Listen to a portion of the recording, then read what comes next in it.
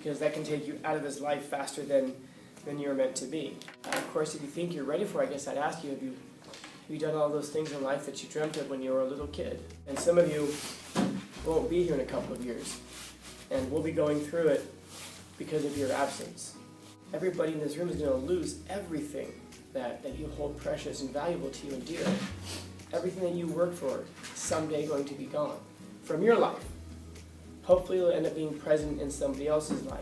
Your spouses, your children, your favorite charities, your loved ones. And that maybe can motivate us to try to do more, try to be more. And the thing is, I just don't think that most of us realize what it is that we really could be. And it's not that you can't do it. You know, and then people oftentimes say, oh, I'm smart enough to do it. Who cares if you're smart enough to do it? Do you have the perseverance and the resilience and the drive to do it? Because that's what's being practiced here. Because that's the skill set that's going to deliver you from where you presently are in life to where it is that you hopefully want to be someday. Or it's the lack of skill set that's going to keep you exactly where you are. It takes a godlike mentality to think like that, meaning that by godlike, what I mean is that it has to be something beyond the temporal. You know, gods are not concerned with the moment because gods live outside of moments. They step outside of it and they can see the whole thing unfold. Gods have plans. Gods have intentions for the future. Don't miss all the steps in between, because all those steps in between, that's your lifetime. Those are the days and weeks and months and years that make up your life. And you have the opportunity to fill those moments with memories, learning experiences, passions, joys, excitements, traumas, struggles, strife, whatever it is you fill it with. But that's the stuff that makes up your time. Because there isn't just downtime or off time or leisure time or work time. There's only lifetime. To be courageous is not to not feel fear. To be courageous is to feel fear and go forward anyway, like you all are already doing.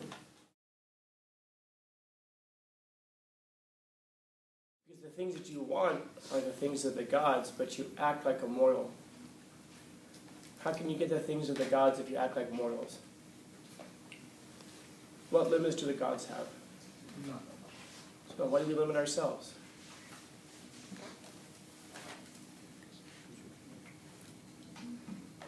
You know, there is a weakness if you don't fear death.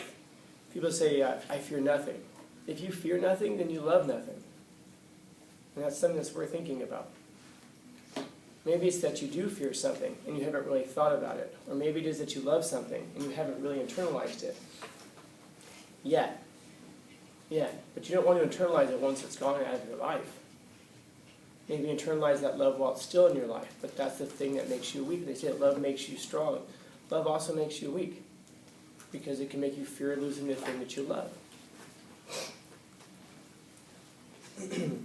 I can't tell you how many times I sat there and thought, well, I'm going into the ATM machine. I hope today's the day, man.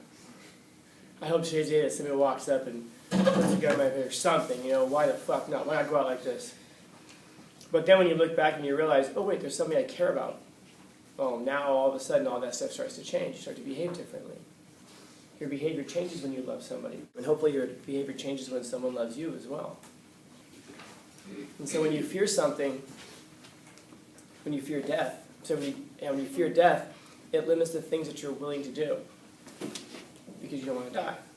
If you don't fear death, though, it also opens you up to dying, because you start doing stuff that you should not be doing.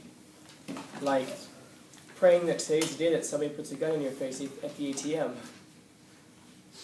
You know, because that can take you out of this life faster than you're meant to be. Maybe not faster than you anticipated or faster than you were ready for it, because you might think you're ready for it. But of course, if you think you're ready for it, I guess I'd ask you, have you done all those things in life that you dreamt of when you were a little kid? When you were a little kid, what did you want to be when you grew up, besides bigger? Anybody want to be an astronaut? You want to be a firefighter? Or a veterinarian? Anybody want to be a firefighter first, then a veterinarian, and then an astronaut in the summers? Yeah. There are all these things that we dreamt of when we were little kids, and as we got older, we've talked ourselves out of it. Yet, there are so many things in life that are possible to us that we shut ourselves down from. And yeah, it's fear of failure. But there's a good fear to have of death. There's also a bad fear to have of death. The good fear to have of death is that you're aware that it's always present. It's going to happen someday. And so I guess that being the case, you still wake up every day. You still go about your life. But I asked the question about what are you afraid of then? You're already facing the worst possible thing that could ever happen to you. You ever think about that? Like, everybody around you, everybody in this room is going to die someday. Every single person here is going to die someday. Every single person in this room right now is somehow facing the worst possible situation that could ever happen to you. And some of us are forgetting about it. Some of us are putting it off in the distant future. Some of you have already dealt with it with regards to loved ones, and some of you are going through it right now with some loved ones, I know.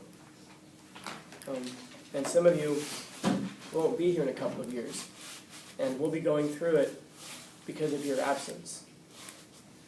And yet still somehow, some way you get up every day and you do it. I mean, everybody in this room is going to lose everything that you hold precious and valuable to you and dear. Everything that you work for is someday going to be gone from your life. Hopefully it'll end up being present in somebody else's life. Your spouses, your children, your favorite charities, your loved ones, something like that. And that maybe can motivate us to try to do more, try to be more. And the thing is, I just don't think that most of us realize what it is that we really could be. We look at a lot of the things that stop us. We look at the impossibilities and how daunting they are.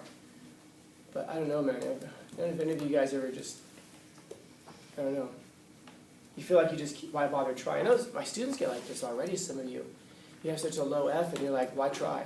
Why bother trying? No, I don't know. I mean, wasn't that kind of the decision that got us there in the first place? Isn't that how we started failing the class in the first place, was this idea? We talked ourselves out of it in some other area. Oh, it's not interesting to me. Or, oh, they don't, it doesn't like me. Or, oh, I don't want it, I can't do this, or I don't have the time. And then once all of those excuses have played their way out and we have a low percent, now we can sit back comfortably, fold our arms and say, why try? Why try? And that's so bad because it sets a pattern in your life. Because if it's happening here, it's not just happening here. You didn't learn that here. You learned it someplace else, and then you brought that lesson over to here. And that's why when people say, like, oh, school is bullshit, you don't learn anything. Yeah, you do. You learn at the very least, you learn your life habits. You learn the things that you learn, you learn how to apply the things you learn someplace else. I learned how to give up and quit some places, and then I carry that over into school. And it's not that you can't do it. And then people oftentimes say, oh, I'm smart enough to do it. Who cares if you're smart enough to do it? Do you have the perseverance and the resilience and the drive to do it? Because that's what's being practiced here. Because that's the skill set that's going to deliver you from where you presently are in life to where it is that you hopefully want to be someday. Or it's the lack of skill set that's going to keep you exactly where you are. So that in the future, you'll be an older version of yourself, but still going through the same things and saying all the same things. Why try? Why try? Why try? I grew up in a neighborhood full of people asking that question. Rhetorically. Not literally, but rhetorically. Why try? Why try? And I'll be goddamned if I'm not going to try for something. Whatever it is, man, find something that you're going to try for. Maybe, like I've said, this, school, well, specifically in my class, I say, it's like coffee, man. It's not for everybody. And I get that. But are you only going to do the things in life that you want to do? Because I promise you this, if you only do the things in life that you want to do, you're never going to get to do the things that you want to do. I'll say that again. If you only do the things in life that you want to do, I promise you, you're never going to get a chance to do the things that you want to do. Because the things that you want to do are on the other side of the things that you don't want to do. Spending the extra 10, 20 minutes working. The delaying whatever the thing that you think you want right now, but of course, let's face it, we don't know what we want. We certainly may not even know what we need, but we can get an approximation of it. We know oftentimes that the things that we want are exactly the things that lead us headlong into harm. And we know this. We can see it, even in our own lives, but in the lives of the people around us. We've seen the absolute destruction and destitution that type of an approach has led to. And yet we follow right down the path that they've left behind. And somehow we think it's going to be different. But I don't think we think it's going to be different. I think that we really do tend towards self-destruction. And the more and longer I live, the more I see that in people's lives. Think about the things that you want. And I mean the things that you really, really want. And I'm not just talking short-term, I'm talking long-term. And you think about the kinds of things that you dream of. I know that some of you guys dream of, just a house. And that's not a massive dream, man. That is a completely doable dream. Some of us dream for just having a life without stress and stability. Those are not the stars that you can dream on. Those are totally doable. And yet oftentimes we treat them as though they're undoable.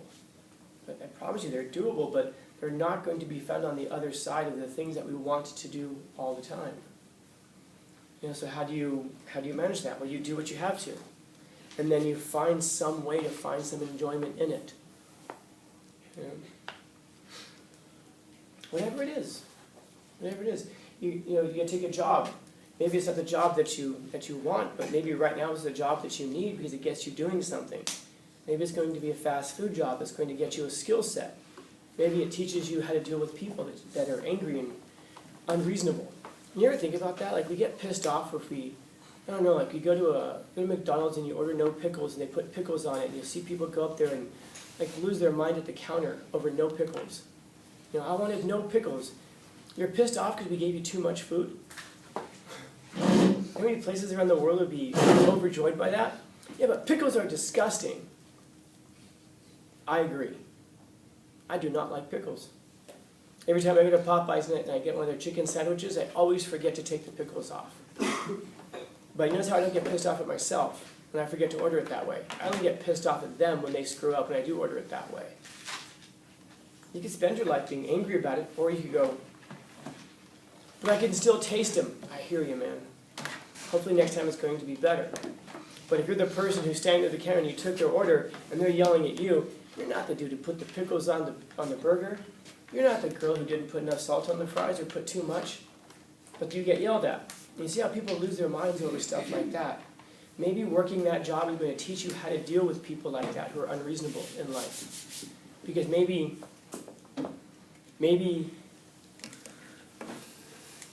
the most unreasonable person you're ever going to deal with is not the customer on the other side of the counter at your fast food job. Maybe it's your mother-in-law. And if you have no idea on how to deal with unreasonable people, you're going to make a family situation so much worse than it has to be. Maybe by learning how to deal with unreasonable customers, you can learn how to deal with your math teacher who's entirely unreasonable. Maybe you can learn how to deal with your health teacher who's entirely unreasonable. I won't say English teacher because you happen to have a very reasonable English teacher. But you learn how to deal with all kinds of personalities.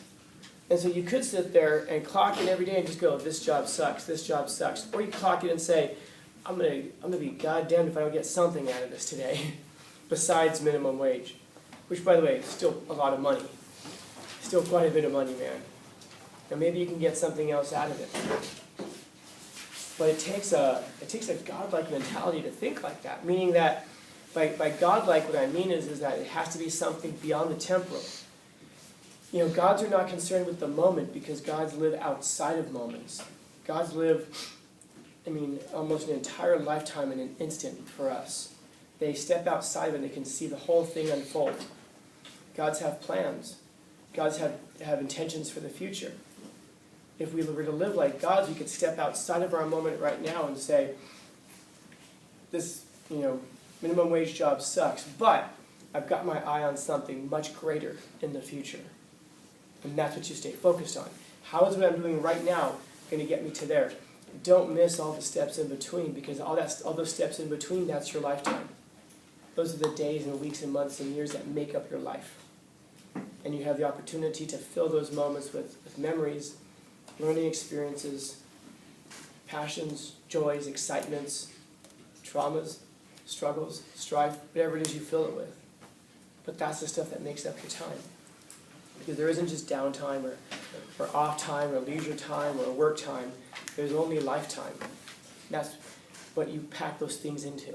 That's what constitutes it all.